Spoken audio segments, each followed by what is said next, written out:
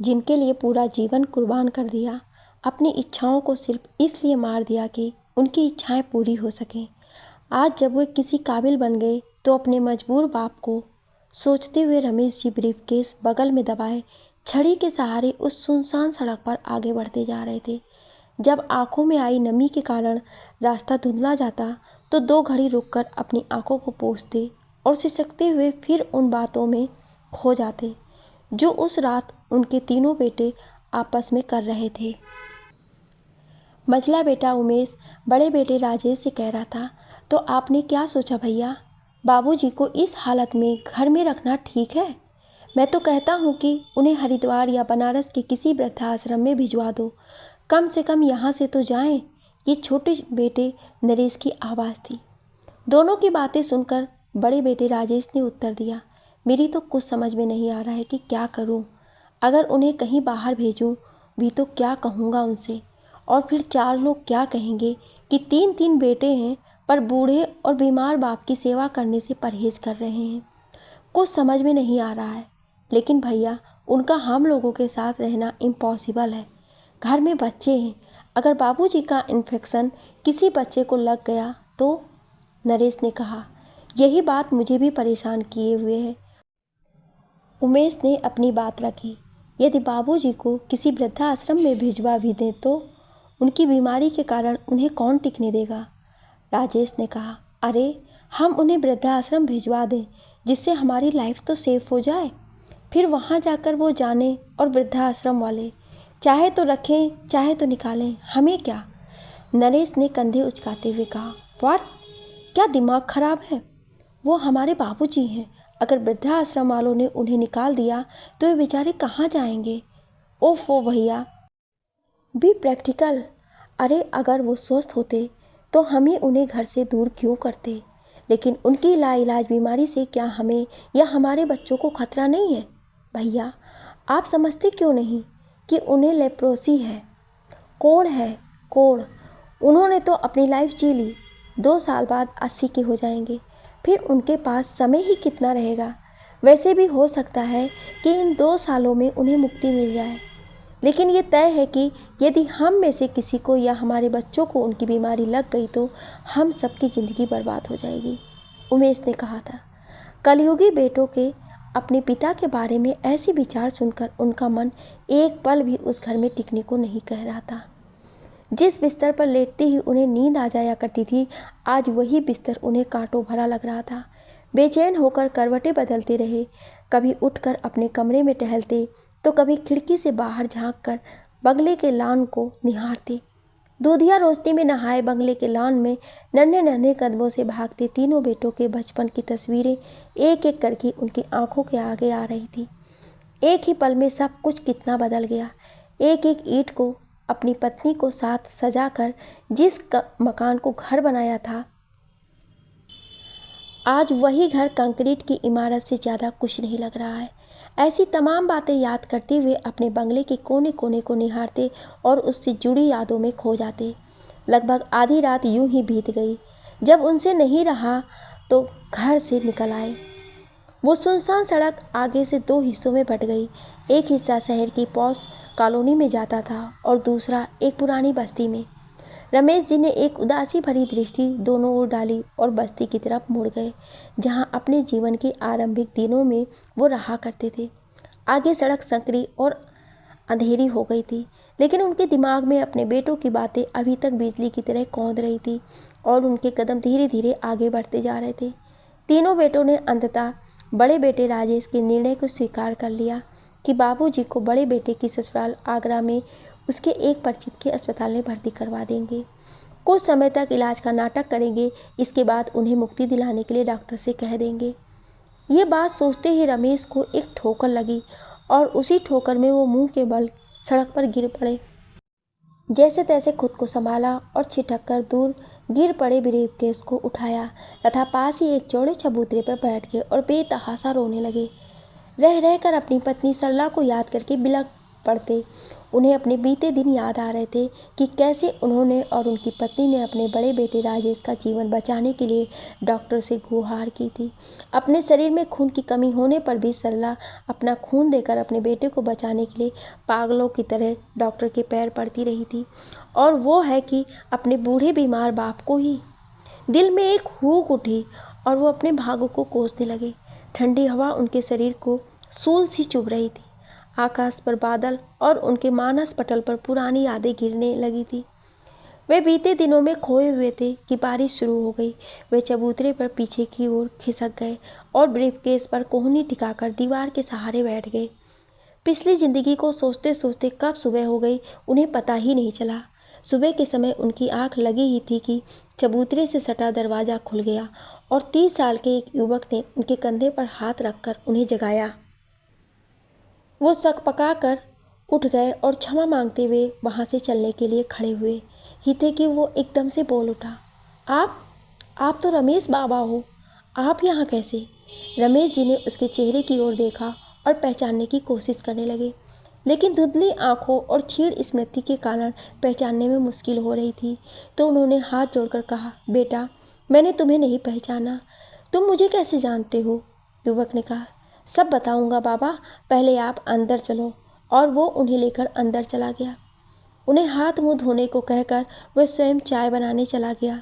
चाय का प्याला उन्हें देते हुए वो व्यक्ति बोला, बाबा आपने पहचाना नहीं, मैं रीता का बेटा हूँ, गोलू। क्या? रमेश जी चाय की चुस्की लेते लेते रुक गए। तुम गोलू? पर तुम तो। हाँ बाबा, मैं वही गोलू हूँ जिसे आप और आपके बेटे तराजू कहते थे और मजाक बनाते थे। आप लोग कहते थे कि तू तराजू की तरह है, तेरा पल्ला ना मर्द की तरफ है और ना औरत की तरफ, बीच में ही रुका है। और ये कहकर आप सब ठहाका लगाकर हंसते थे। मैं वही गोलू हूँ जिसे आपके बेटे कमरे में बंद करके कपड़े उतारते और कहते कहते गोलू का गला भर गया। उसकी आंखें भर आई। खुद को संयत कर उसने आगे कहना शुरू किया, रमेश बाबा आपको याद है कि आपके बेटों ने मेरी झूठी शिकायत आपसे की और आपने मुझे माँ के साथ घर से निकाल दिया था। याद कीजिए। उसकी बात सुनकर रमेश जी के स्मृति पटल पर 25 साल पहले उनके घर में काम करने वाली रीता और उसका बेटे गोलू की छवियाँ उभरने लगी।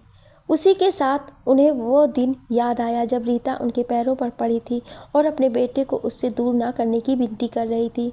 उनके सामने वो दृश्य सजीव हो उठा जिसमें वो रीता को घर से निकल जाने का हुक्म दे रहे थे। ये यहाँ नहीं रह सकता, मेरे तीन बेटे हैं, उन पर क्या असर पड़ेगा? अपने बेटे?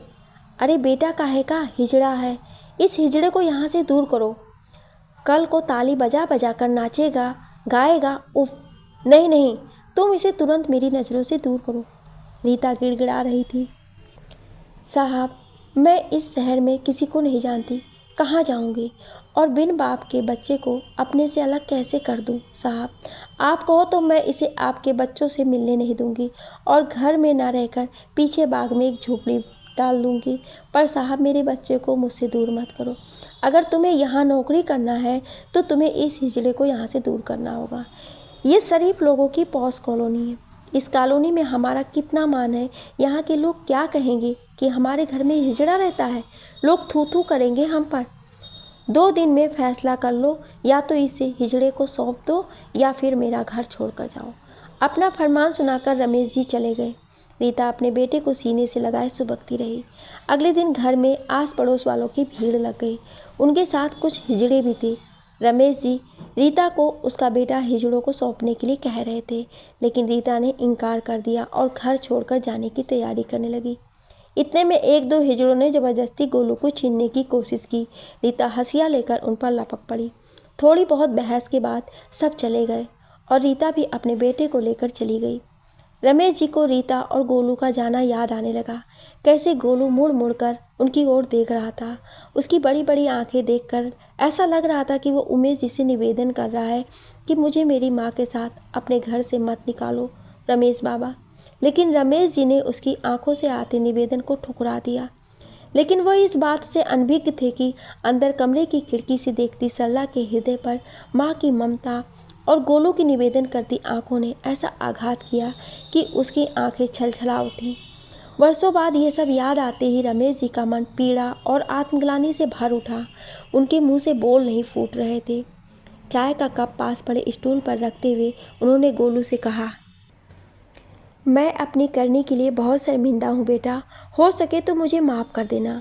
आंखों में आंसू भरे वो ये कहकर वहाँ से उठने लगा तो गोलू ने कहा, नहीं बाबा, ऐसा मत कहिए, आप मेरे पिता समान हैं और उस दिन यदि आप मेरी माँ को और मुझे घर से नहीं निकालते तो शायद मैं आज यहाँ नहीं होता।